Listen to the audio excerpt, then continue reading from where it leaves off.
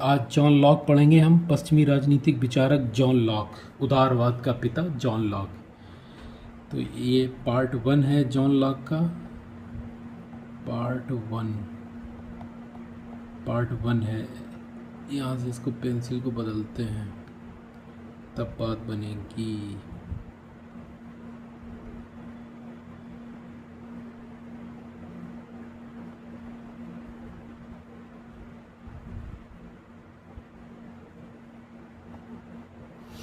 चलिए इसको रेड कर लें। चलिए पहला प्रश्न देखिए आप। पहला प्रश्न है, हॉब्स और जॉन लॉक दोनों ही मानव समानता की, इक्वलिटी ऑफ ह्यूमंस की अवधारणा में विश्वास करते हैं, किंतु जॉन लॉक के अनुसार मानव समानता का मूल आधार क्या है। दोनों लोग जो है मानव समानता की अवधारणा में विश्वास करते हैं, लेकिन लॉक के अनुसार मानव समानता का मूल आधार क्या है। लॉक मानव समानता किसको मानता है। सारे ऑप्शन अब दिखाई दे रहे होंगे आप लोगों को। ठीक, एकदम परफेक्ट है।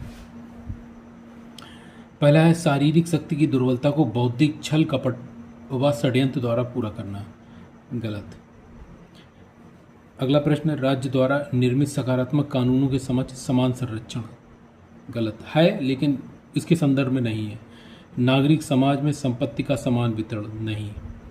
नागरिक समाज में संपत्ति का समान वितरण एक गौण चीज़ है, प्राथमिक चीज़ नहीं है। मानव होने के नाते नैतिक दृष्टि से परस्पर समान होना और समान अधिकार। आंसर आपका यही हो गया।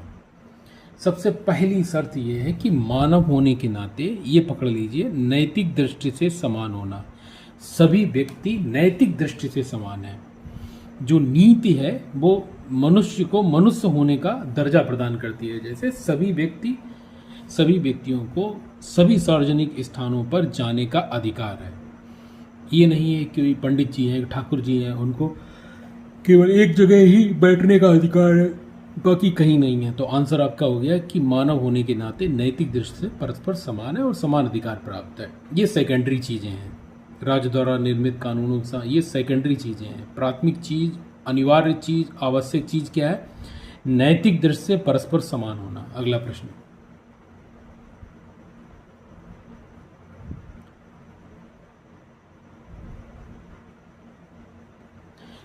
है प्राकृतिक अवस्था, स्टेट ऑफ नेचर की अवधारणा के संदर्भ में हॉब्स और लॉक के विचारों में मुख्य अंतर दर्शाया गया है। जो प्राकृतिक अवस्था थी, हॉब्स और लॉक के विचारों में मुख्य अंतर क्या है?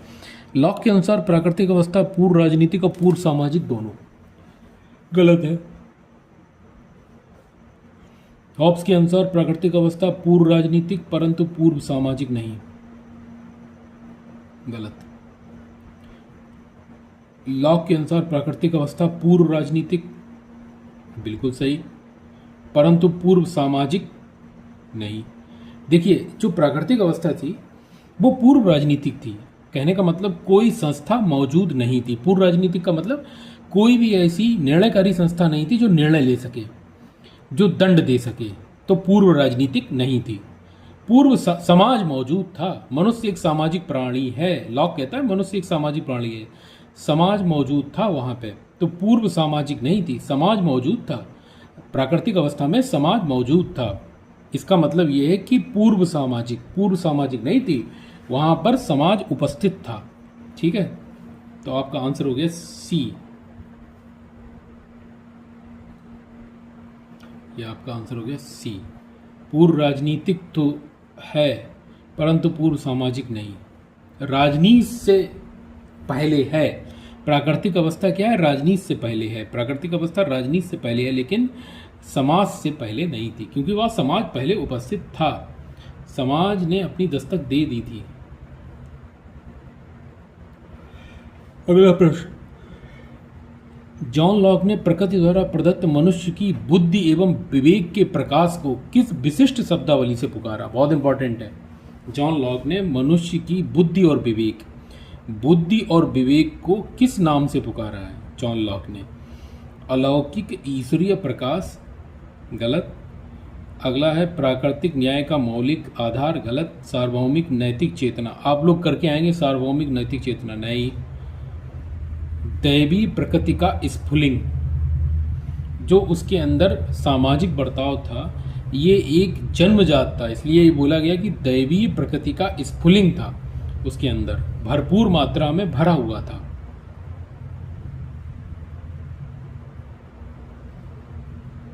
अगला प्रश्न, लाक की प्राकृतिक अवस्था में यद्यपि शांति और स्वतंत्रता होती है, प्राकृतिक अवस्था में क्या शांति और स्वतंत्रता होती है। हॉब्स की प्राकृतिक अवस्था में क्या है, झगड़ा है, अशांति है, कलह है। फिर भी नागरिक समाज की स्थापना की आवश्यकता क्यों पड़ी? बहुत अच्छी बात है, नागरिक समाज की आवश्यकता क्यों पड़ गई, क्या कारण था?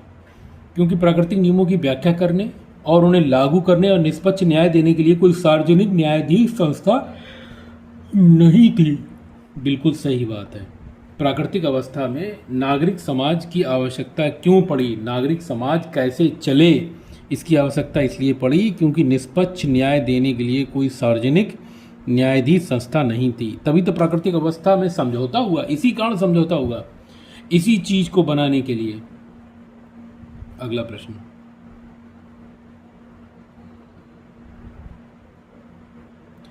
जॉन लॉक के सिद्धांत के अनुसार नियमों का उल्लंघन करने वालों को दंड देने का अधिकार किसे सौंपा जाता है? उन्हें हॉब्स के लिव्यातन से अलग करता है। देखिए, एक निरंकुश शासक को, जॉन लॉक निरंकुशता की बात नहीं करता, इसको काट दीजिए। स्वतंत्र न्यायाधीशों को अभी नहीं, जब समाज बन जाएगा।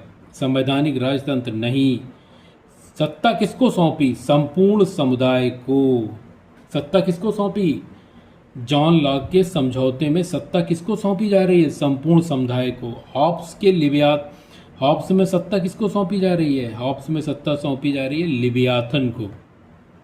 लिवियाथन को सौंपी जा रही है, इसमें संपूर्ण समुदाय को। अगला प्रश्न, लॉक के अनुसार सामाजिक समझौते के अंतर्गत नागरिक ट्रस्ट का मतलब है सरकार, नागरिक ट्रस्ट का मतलब है सरकार, निम्नलिखित में से कौन से अधिकार सौंपते हैं? लॉक के अनुसार नागरिक ट्रस्ट में कौन से अधिकार सौंपे जाते हैं? कानून की व्याख्या करने का अधिकार सही है, कानून का क्रियान्वयन सही है, उल्लंघन करने वाले को दंड देना, कानून का उल्लंघन करने वाले को दंड देना, उपयुक्त सभी ये चीज़ें हैं। क्योंकि सामाजिक समझौते में ये बात निकल के आई है कि एक ऐसी संस्था की स्थापना करना जिसका कानून सभी लोग माने, जिसके पास दंड देने की शक्ति हो और सभी के हित में काम करे। तो ये क्या है? ये सारी चीज़ें हैं, ये उपयुक्त सभी चीज़ें इसमें आ रही हैं।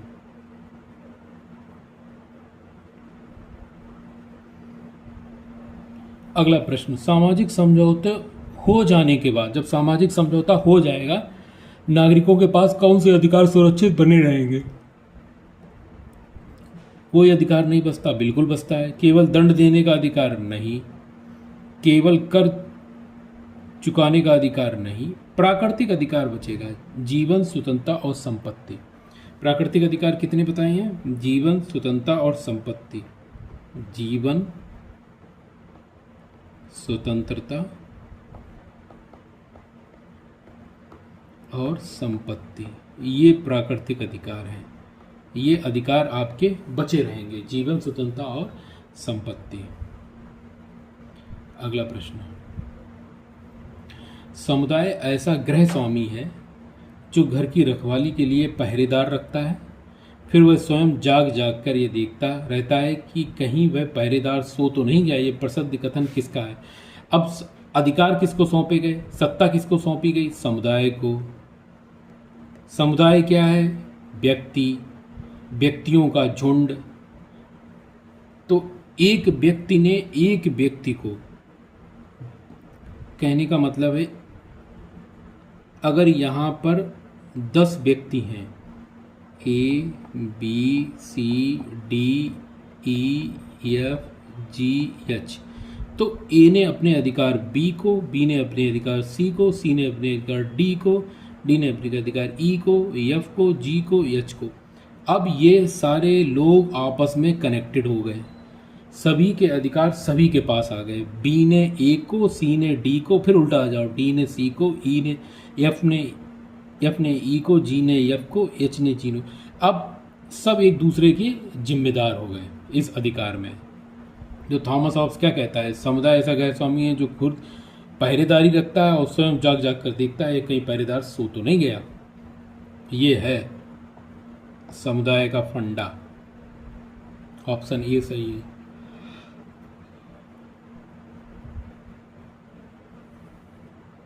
अगला प्रश्न, जॉन लॉक के अनुसार यदि क्रांति होती है या समझौता भंग होता है, यदि समझौता भंग होता है तो निम्नलिखित में से क्या परिणाम होगा? केवल न्यायपालिका का अस्तित्व समाप्त होगा। ये देख लीजिए, केवल न्यायपालिका का अस्तित्व समाप्त होगा, जी नहीं। राज्य और सरकार पूरी तरह समाप्त हो जाएंगे, नहीं। केवल सरकार बदलेगी, राज्य बना रहेगा, बिल्कुल सही। समाज तुरंत प्राकृतिक अवस्था में लौट जाएगा, नहीं। प्राकृतिक अवस्था से लौट कर ही हम लोग आए हैं। सरकार बदलेगी, राज्य नहीं। राज्य वहीं पर है और सरकार क्या है? सरकार एक समुदाय के रूप में है। तो जिन समुदायों को अधिकार सौंपा गया वे लोग बदल जाएंगे, तो सरकार ट्रस्ट बदल जाएगा, ठीक है, राज्य नहीं बदलेगा। बी ऑप्शन सही है, बी ऑप्शन सही है। अगला प्रश्न, 1620 का मैफ्लावर समझौता, 1620 में एक मैफ्लावर समझौता हुआ था, मुख्य रूप से किनके द्वारा किया गया था? मुख्य रूप से किसके द्वारा किया गया था? ब्रिटिश सम्राट जेम्स प्रथम के धार्मिक अत्याचारों से बचकर अमेरिका जा रहे प्यूरिटन्स द्वारा। जो ब्रिटेन का सम्राट जेम्स प्रथम था, उसके धार्मिक अत्याचार बहुत बढ़ चुके थे, तो उससे लोग निकल कर अमेरिका से बाहर जा रहे थे प्यूरिटन्स द्वारा। ये समझौता प्यूरिटन्स द्वारा किया गया था। अमेरिका जाते समय जेम्स प्रथम के धार्मिक अत्याचारों से बचने के लिए प्यूरिटन्स द्वारा ये समझौता किया गया था।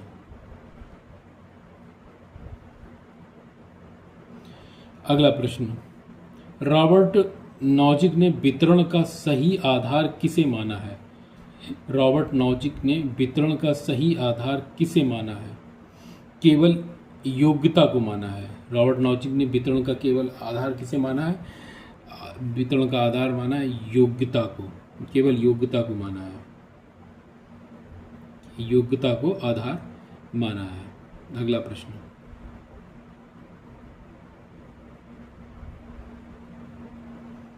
अगला प्रश्न है, जॉन लॉक ने सरकार के 3 अंगों में से सबसे सर्वोच्च ट्रस्ट माना है, किसे माना है? सर्वोच्च ट्रस्ट कार्यपालिका को माना है, नहीं। संघीय शक्ति को माना, नहीं। न्यायपालिका को माना, नहीं। विधायिका को माना है। जब समझौता हुआ था तो समझौता किसके साथ हुआ? समझौता हुआ था समुदाय के साथ। समुदाय से क्या बात कही गई थी कि ये विधि निर्माण का अधिकार आपको सौंपा जाता है। विधायिका को माना है। सर्वोच्च न्याय ट्रस्ट किसे माना है? सरकार के 3 अंगों में विधायिका को माना है, विधायिका को माना है। अगला प्रश्न है, लॉक के अनुसार सरकार की संघीय शक्ति का संबंध आधुनिक समय में किस विभाग के पास है? संघीय शक्ति का संबंध आधुनिक समय में किस विभाग से है?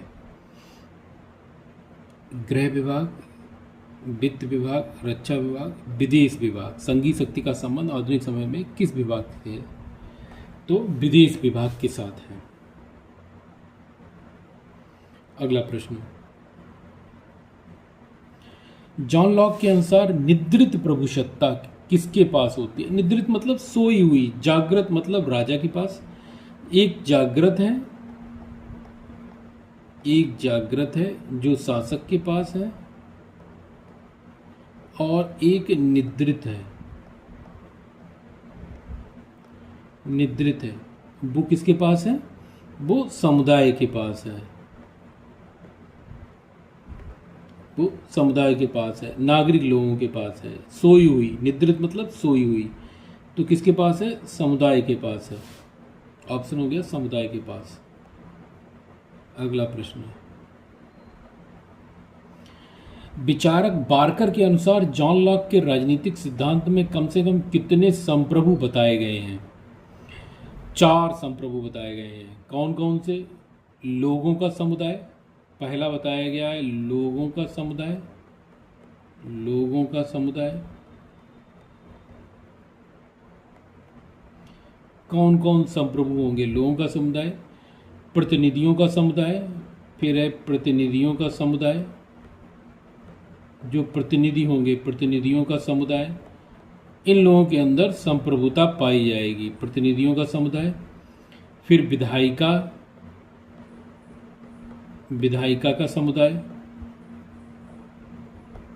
विधायिका का समुदाय, फिर उसके बाद कार्यपालिका का समुदाय। ये इतने लोगों के पास या इतनी संस्थाओं के पास संप्रभुता पाई जाएगी। इसको दोबारा याद करिए। लोगों का समुदाय, नंबर एक लोगों का समुदाय, जिन लोगों को सत्ता सौंपी है। प्रतिनिधि जो उसमें चुने जाएंगे संस्था में। विधायिका जो कानून बनाएगी। कार्यपालिका जो उसमें बैठेंगे। इतने लोगों के अंदर संप्रभुता का वास होगा। 4 लोग, तो 4 हो गए, 1 2 3 4। तो कितने लोगों के पास संप्रभुता हो गई? 4 लोगों के पास। अगला प्रश्न, लॉक द्वारा बताई गई अप्रत्यक्ष सहमति की मुख्य विशेषता क्या है? इनडायरेक्ट कंसेंट, मतलब अप्रत्यक्ष रूप से जो सहमति प्राप्त हो वो कैसी है, उसकी विशेषता क्या है? इसमें वयस्क होने पर निष्ठा की शपथ लेना अनिवार्य है? नहीं। ये कॉमनवेल्थ के निर्माण में दी जाती है? नहीं। इसमें किसी शपथ या घोषणा की आवश्यकता नहीं होती है। ये केवल अल्पमत के अधिकार की रक्षा? नहीं, इसमें किसी शपथ या घोषणा की आवश्यकता नहीं होती। अप्रत्यक्ष सहमति में, अप्रत्यक्ष सहमति स्थापित रखने या नियमों का पालन करने वाले की घोषणा नहीं की जाती है।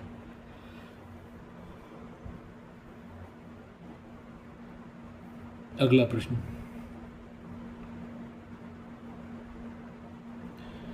लॉक के अनुसार यदि सरकार को क्या बोला गया? ट्रस्ट।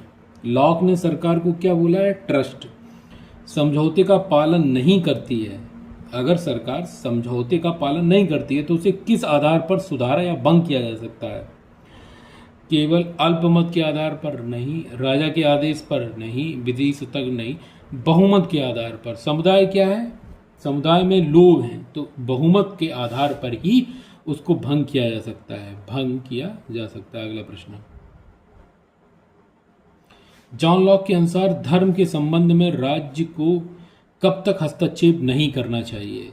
धर्म जो है वो राज्य के लिए किस हस्तक्षेप में है या नहीं है, या कितना करना चाहिए? जब तक वो सामाजिक अव्यवस्था पैदा ना करे। अगर धर्म जो है सामाजिक अव्यवस्था पैदा करता है तो उसको हस्तक्षेप करना चाहिए। जैसे हम जुलूस निकालते हैं तो डीजे बजाकर जुलूस नहीं निकाल सकते, या कहीं किसी भी धार्मिक संस्थान पर माइक लगाकर ज़ोर ज़ोर से चिल्ला रहे हैं तो इससे अव्यवस्था फैल रही है। और 100-200 गाड़ी लेकर आ गए शहर में और धर्म का प्रचार कर रहे हैं, इससे क्या अव्यवस्था फैल रही है। तो जब तक सामाजिक अव्यवस्था पैदा ना हो तब तक राज्य हस्तक्षेप नहीं करेगा। Option B.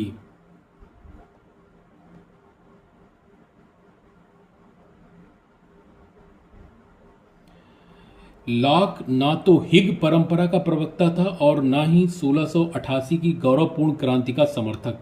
ये बात किसने कही गई है? हिग क्या था? जो संसद में जो दल थे, टोरी और हिग्स, संसद में 2 दल थे ब्रिटेन में, टोरी और हिग्स। तो वो ना तो हिग परंपरा का प्रवक्ता था, ना ही 1688 की गौरवपूर्ण क्रांति का समर्थक था। ये बात कह रहे हैं लासलेट, पीटर लासलेट ये बात कह रहे हैं। अगला प्रश्न,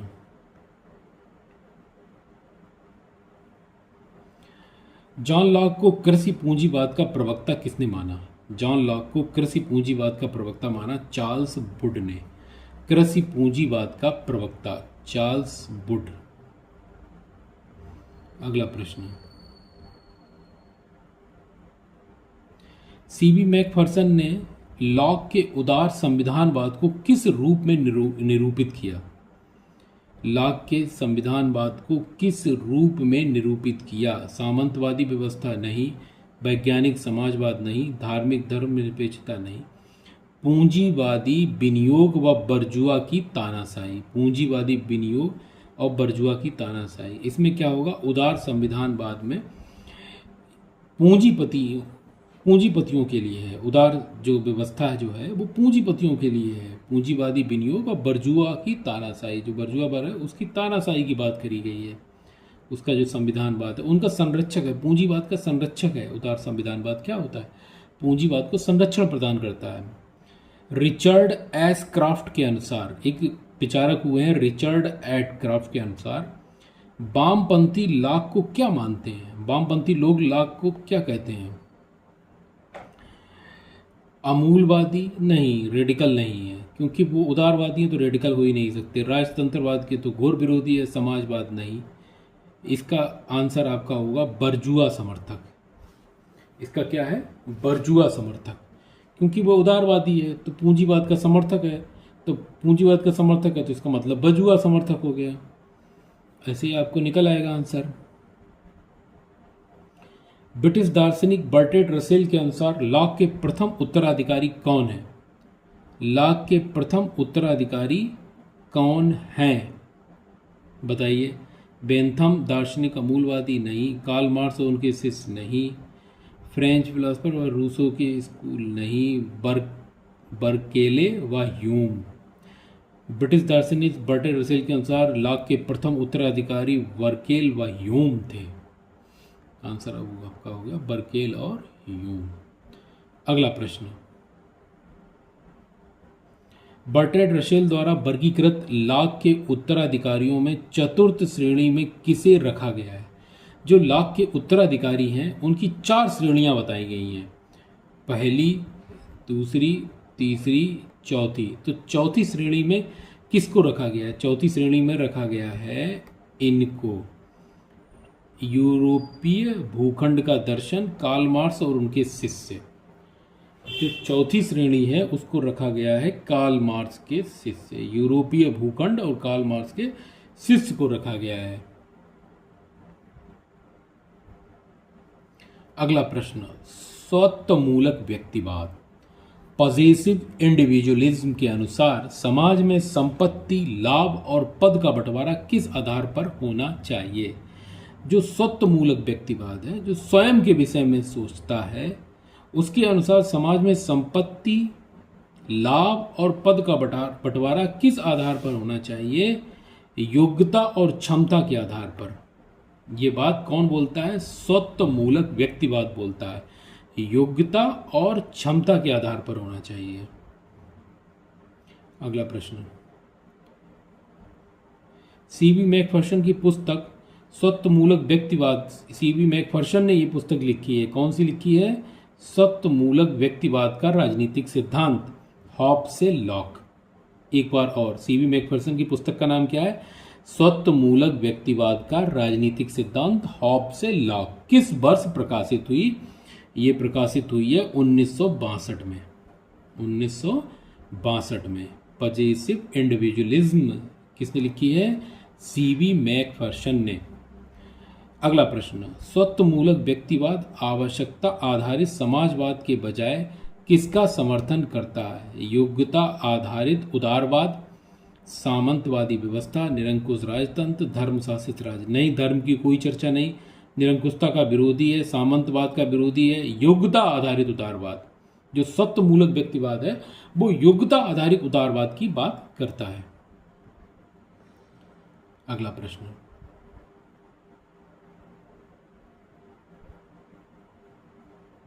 इसको थोड़ा यहां से ले लेते हैं। अब ये थोड़ा सा कठिन प्रश्न है, इसको थोड़ा समझिए। जॉन लॉक एवं रॉबर्ट नॉजिक के लॉकियन प्रोविजन, जो लॉक का प्रोविजन है उससे संबंधित निम्नलिखित को लॉकियन प्रोविजन से संबंधित विचार कीजिए। जॉन लॉक के अनुसार प्राकृतिक संसाधनों पर निजी स्वामित्व तभी वैध है जब दूसरों के लिए पर्याप्त और उतना ही अच्छा संसाधन शेष बचे। अगर आपके शहर में 500 रोटी हैं खाने के लिए, समझिए, अगर आपके शहर में 500 रोटी हैं, 5,000 रोटी है और आप ये चाह रहे हैं कि इसमें से 4,000 रोटी हम खरीद के डिपॉजिट कर लें, बचेंगी कितनी? 1,000। उस 1,000 से समाज का भला नहीं होने वाला। वो कह रहा है इतनी बच जाए कि वो दूसरों के लिए काम आ जाए। जॉन लॉक के अनुसार प्राकृतिक संसाधनों पर निजी स्वामित्व तभी वैध माना जाएगा जब दूसरों के लिए पर्याप्त अच्छा इनफ संसाधन शेष बचता है, दूसरों के लिए भी संसाधन शेष बचे, तब ये चीज़ वैध मानी जाएगी। जमीन उतनी ही खरीदो जितनी आपके लिए पर्याप्त हो। आप इतनी ना खरीद लें कि शहर में जमीन ही ना बचे और लोग सड़कों पर रहने लगे। अगला, रॉबर्ट नॉजिक ने अपनी पुस्तक एनार्की स्टेट एंड यूटोपिया में लॉकियन प्रोविजन का उपयोग संपत्ति के प्रारंभिक अधिग्रहण के न्याय संगत होने की सीमा तय करने के लिए करते हैं। न्याय संगत सीमा तय करने के लिए करते हैं, बिल्कुल सही है। ऑप्शन आपका 1 और 2 यहाँ पे देख लीजिए, 1 और 2, 1 और 2 इसकी सीमा लगाते हैं कि कितना उपयोग किया जाएगा। संपत्ति के प्रारंभिक अधिग्रहण मतलब जो प्रारंभ में अधिग्रहण किया जाएगा न्याय संगत होने की सीमा तय करने के लिए करते हैं। वो जो आपने अधिग्रहण किया है वो कितना न्याय संगत है उसकी एक सीमा लगाई जाएगी। न्याय संगत है उसकी सीमा लगाई जाएगी। अगला प्रश्न, यहां से पढ़िए।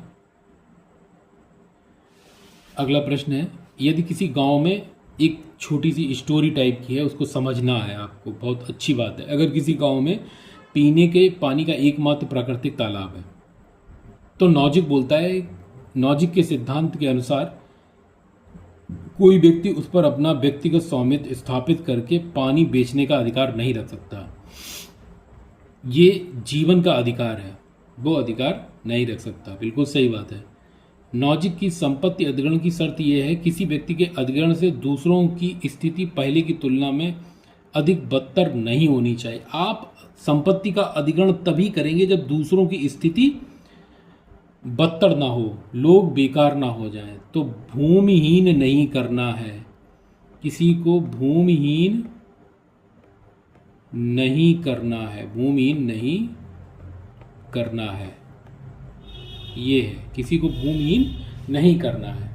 तो आपके दोनों सही हैं, ए और आर दोनों सही हैं। आर ए की सही व्याख्या कर रहा है।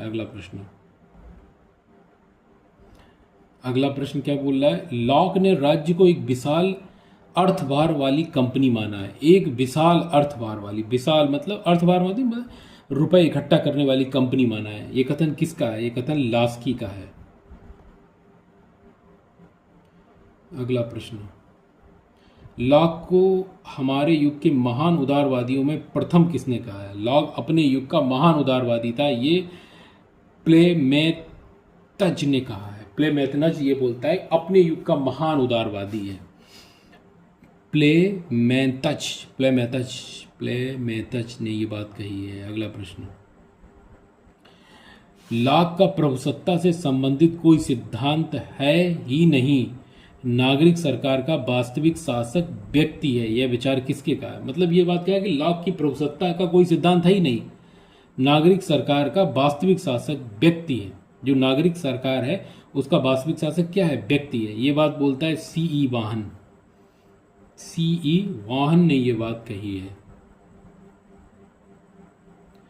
अगला प्रश्न देखिए, किसने लॉक के संपत्ति संबंधी विचारों में वेतन दास्ता पाई जाने की बात कही है? मतलब लॉक के विचारों में क्या है? वेतन देने वाली बात है, रुपए दोगे और लोगों को अपने ओर मिलाओगे, ये बात कहता है सीबी मैकफर्शन। वेतन दास्ता इतना याद कर लीजिए, लॉक के संपत्ति के विचारों में वेतन दास्ता सीबी मैकफर्शन। लॉक ने दोहरे समझौते का प्रतिपादन नहीं किया, यह कथन किन विचारों का है? लॉक ने दोहरा समझौता का प्रतिपादन नहीं किया है, ये कथन, ये बात किसने कही है? वाहन और डनिंग ने ये बात कही है। लॉक ने समझौते में दो बातें नहीं कही गई हैं, केवल एक ही समझौता किया है, ये बात ये बोल रहे हैं। लॉक के प्रभाव की चरम परिणति 18वीं सदी के अंत में अमेरिका और फ्रांस में होने वाली क्रांतियों के रूप में हुई। लॉक की जो चरम परिणति थी वो अमेरिका और फ्रांस में होने वाली क्रांतियों के रूप में हुई। ये बात इसने कही है, सेवाइन ने कही है, मतलब उसका प्रभाव अमेरिका और फ्रांस की क्रांतियों पर दिखाई देता है, ये बात कही है सेवाइन ने। लॉक को स्त्रियों के समान अधिकारों का आधार तैयार करने वाले पितृसत्ता के दुश्मन के रूप में किसने वर्णित किया है? बटलर। लॉक को स्त्रियों के समान अधिकारों का आधार तैयार करने वाले पितृसत्ता का दुश्मन है और स्त्रियों को समान अधिकार प्रदान करता है, ये बात बटलर बोलते हैं। लॉक क्या है? स्त्रियों के समान अधिकारों का हितैषी है, स्त्रियों को समान अधिकार दिए जाएं, ये बात लॉक बोलता है। अगला प्रश्न, लॉक ने व्यक्तिवाद को अजेय सृजनात्मक तथ्य बनाया है। व्यक्तिवाद को क्या माना? अजेय है, वो मतलब उसको मिटाया नहीं जा सकता है और वो उसको हराया नहीं जा सकता। ये प्रसिद्ध कथन किसका है? मैक्सी का है। व्यक्तिवाद को अजेय सृजनात्मक, लॉक ने व्यक्तिवाद को अजेय सृजनात्मक, मैक्सी बोलता है ये बात। अगला प्रश्न, सेल्डन वॉलिन एक विचारक हुए हैं, सेल्डन वॉलिन ने लॉक के दार्शनिक विचारों के बारे में क्या निष्कर्ष दिया है? वो क्या निष्कर्ष देना चाहते हैं? उन्होंने लॉक को व्यक्तिवाद का प्रचारक बताया है? नहीं। उन्होंने लॉक को क्रांतिकारी दार्शनिक माना? नहीं। उन्होंने लॉक को पूंजीवाद का जनक माना? नहीं। उन्होंने लॉक को सामाजिक पहलू में राजनीतिक पहलू को गौण बना